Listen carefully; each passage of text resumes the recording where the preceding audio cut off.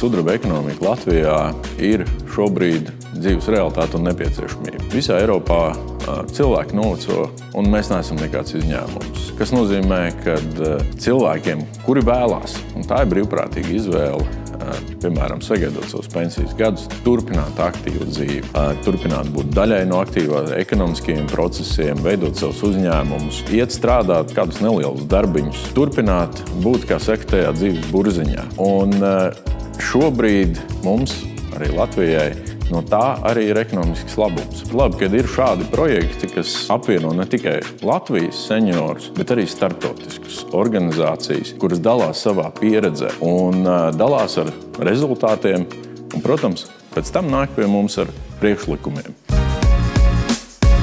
Sudraba ekonomika kļūst ar vien nozīmīgāka visā Eiropā un arī Latvijā. Mūsu sabiedrība noveco. Cilvēki dzīvo ilgāk, bet jaunākās paaudzes kļūst mazāk. Tas nozīmē, ka mums ir jādomā, kā nodrošināt, lai cilvēki arī pēc 50 vai 60 gadu vecuma varētu palikt aktīvi darba tirgū, sabiedrībā un uzņēmējdarbībā. Sudraba ekonomika nav tikai par senioriem. Tas ir par iespējām. Tā ietver jaunus pakalpojumus, produktus, darba formas, kas palīdz cilvēkiem dzīvot aktīvu, veselīgu un neatkarīgu dzīvi, pieaugot vecumam. Tajā pašā laikā tas ir arī liels ekonomikas potenciāls uzņēmumiem un inovācijām. No biznesa puses tas nozīmē jaunu tirgu gan produktiem, gan pakalpojumiem, kas ir pielāgoti vecākai sabiedrības daļai. Uzņēmumiem tā ir iespēja attīstīt jaunus risinājumus, piesaistīt pieredzējušus darbiniekus un veidot iekļaujošāku darba vidi. Tieši tāpēc projekts Silver Up ir svarīgs. Tas palīdz reģioniem, politikas veidotājiem, uzņēmumiem un nevalstiskām organizācijām kopā meklēt praktiskus risinājumus. Projekta ietvaros mēs analizējam esošo situāciju, apmaināmies ar labajām praksēm un strādājam pie tā, lai uzlabotu politikas instrumentus un atbalsta mehānismus sudraba ekonomikas attīstībai. Mērķis ir skaidrs – radīt vidi, kur cilvēki var būt aktīvi ilgāk un vienlaikus stiprināt ekonomiku, izmantojot šo potenciālu.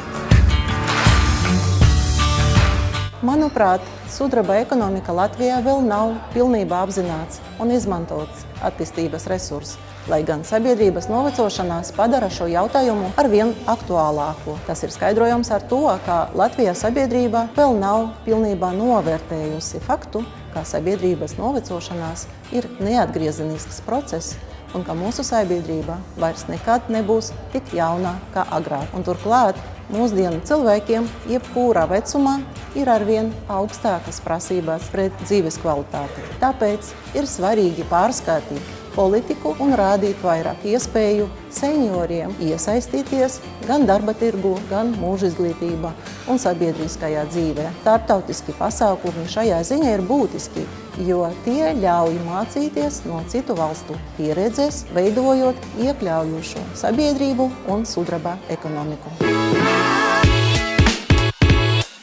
Darbs ar senioriem un sudraba paaudzes iekļaušana ekonomikā ir nozīmīga, un tas patiesībā ir labs pienesums šī brīža izaicinošajos demogrāfiskajos apstākļos. Un mēs kā Rimī to noteikti vairāk saredzam kā iespēju, nevis risku. Un Rimī vienmēr ir bijis dažādībai atvērts uzņēmums. Mūsu vidū ir gan dažādu nacionalitāšu kolēģi, gan arī, protams, cilvēki dažādās vecuma grupās. Ja skatāmies šobrīd, tad diezgan liela daļa, tie ir apmēram 33% no mūsu kolēģiem, ir vecuma grupā 55+.